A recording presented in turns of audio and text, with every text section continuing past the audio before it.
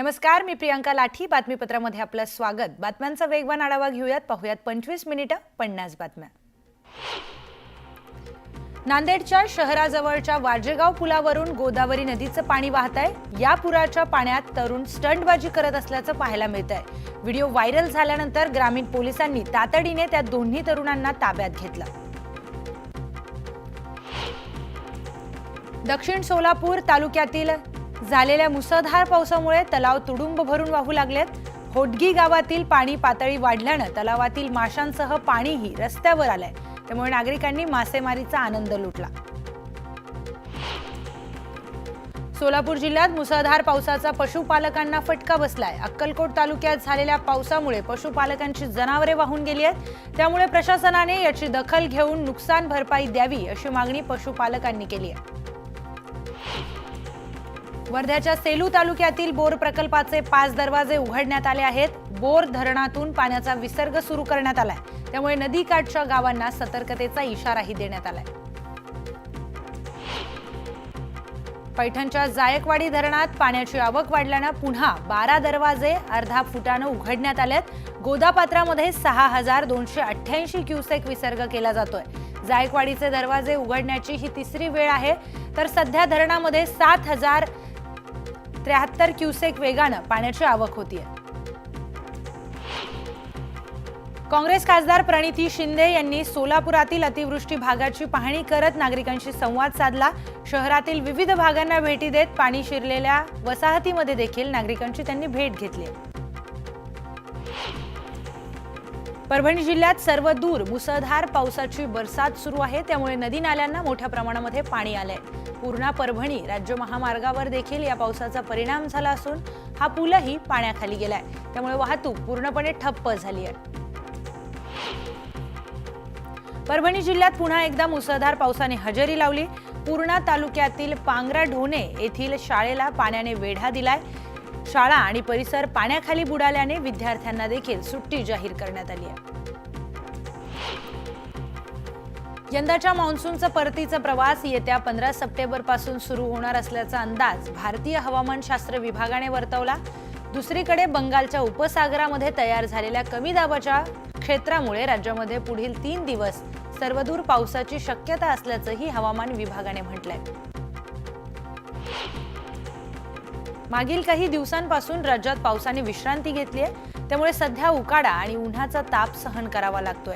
दरम्यान संपूर्ण राज्यात आजपासून पुढचे 2 दिवस मुसळधार पावसाचा अंदाज हवामान विभागाने व्यक्त केलाय.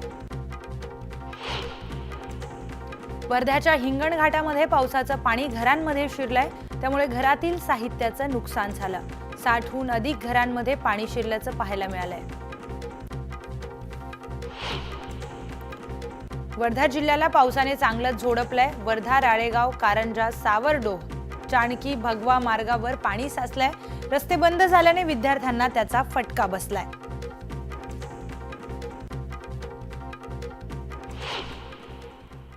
एक सविस्तर बातमी पाहूयात. नागपूरमध्ये सुरू असलेल्या विकास कामांमध्ये धक्कादायक प्रकार उघडकीस आलाय. कमाल टॉकीज चौक ते दिघोरी चौक उड्डाणपुलाच्या बांधकामादरम्यान अशोक चौक येथील गोल राऊंड पुलाचा काही भाग थेट एका व्यक्तीच्या घराच्या बाल्कनीमध्ये शिरलाय. हा प्रकार कसा घडला, यासाठी नेमकं जबाबदार कोण, याबाबत प्रश्नचिन्ह उपस्थित झालेत. याचा आढावा घेतलाय आमचे प्रतिनिधी वृषभ फुरकुंडे यांनी. नागपुरातील आपण अशोक चौकामध्ये आहोत.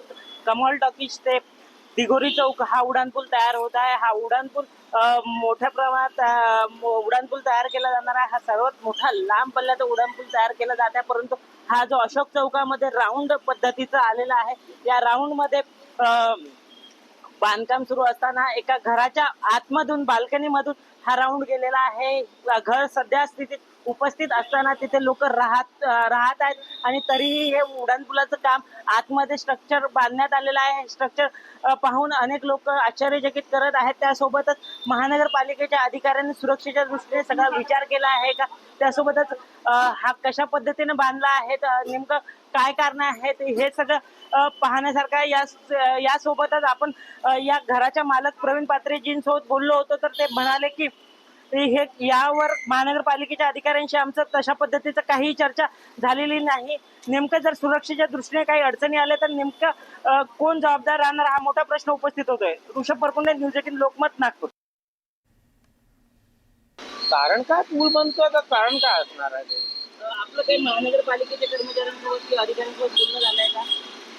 आता ते बोलतील तेव्हा बोलू त्यांच्याशी. तुम्हाला याच्या आधी काही सांगितलं की त्यांनी की तुमच्या घरातून चाललाय कशा पद्धतीने काय? हा मागे आलं होतं, बोलणं झालं होतं त्यावेळेस. काय घर हटवणार आहे की कसं काय पद्धतीने काय? बघू नंतर चर्चा होईल त्यावेळेस ठरवू काय करायचं ते. अजून महानगरपालिकेची चर्चा झाली नाही. नाही अजून तरी.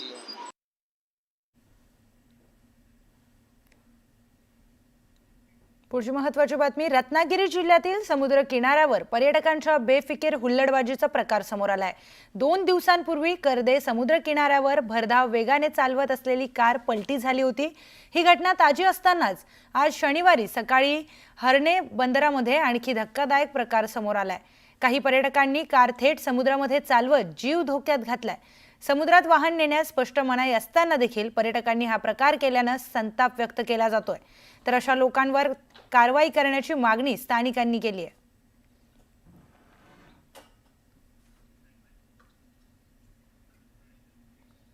पुढची बातमी पाहूया. जहाल महिला माओवादी नेता, माओवाद्यांच्या सर्वोच्च केंद्र समितीची सदस्य असलेल्या सुजाताने तेलंगणा पोलिसांसमोर आत्मसमर्पण केलंय.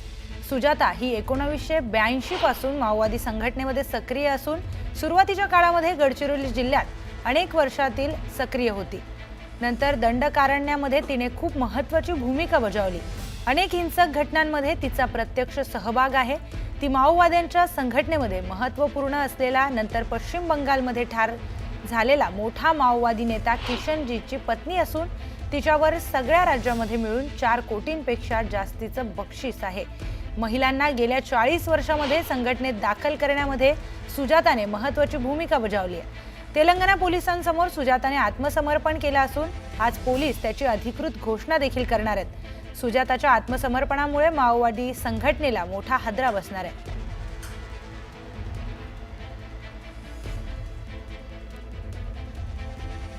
थेट जाऊयात आपले प्रतिनिधी महेश तिवारी यांच्याकडे. महेश, काय अधिकची माहिती? प्रियंका, ही खूप मोठी घडामोड आहे. माओवाद्यांना मोठा हादरा म्हणू शकतो. कारण सुजाता हे नाव गेले 40 वर्ष माओवादी संघटनेत असं आहे की ती ग्राउंड लेवलवर दलम सदस्यापासून ती माओवाद्यांच्या सर्वोच्च केंद्रीय समिती पदापर्यंत पोहोचली आहे. आणि माओवाद्यांचा सगळ्यात मोठा जो नेता होता ज्या संघटनेला मजबूत करण्यामध्ये, किशनजी पश्चिम बंगालमध्ये एन्काउंटरमध्ये ठार झाला, त्याची पत्नी होती. आणि त्याच्यासोबत तिनं 1982 ते 90 पर्यंत गडचिरोली जिल्ह्यात काम केलेलं आहे. अनेक हिंसक घटनांमध्ये तिचा सहभाग होता. दुसरं महत्त्वाचं म्हणजे ती सध्या तिच्याकडे माओवाद्यांच्या सब झोनल ब्युरोची जबाबदारी आहे. आणि माओवाद्यांचं जनताना सरकार जे त्यांच्या पद्धतीचे त्यांची सरकार अतिसंवेदनशील भागात चालवतं त्याची ती प्रमुख आहे.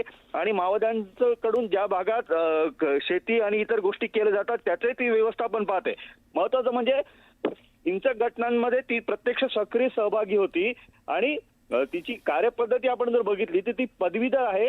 आणि त्यामुळे महिलांना, विशेषतः तरुणींना दंडकारण्यात गेल्या अनेक वर्षात गावागावांमध्ये जाऊन तिनं संघटनेत सहभागी करून घेतलेला आहे. आणि आता परिस्थिती आपण बघितली तर तिप्पिरी तिरुपती उर्फ देवजी हा माओवाद्यांच्या संघटनेचा सर्वोच्च प्रमुख झाला. त्याच्यानंतर झालेली ही घडामोड आहे. त्यामुळे नेमकं माओवादी संघटनेत काय घडत आहे अजून चित्र याचं स्पष्ट होत नाही. मात्र सुजाताचं आत्मसमर्पण हे खूप मोठा हादरा आहे माओवादी संघटनेला. निश्चितच. महेश, धन्यवाद आपण दिलेल्या माहितीसाठी.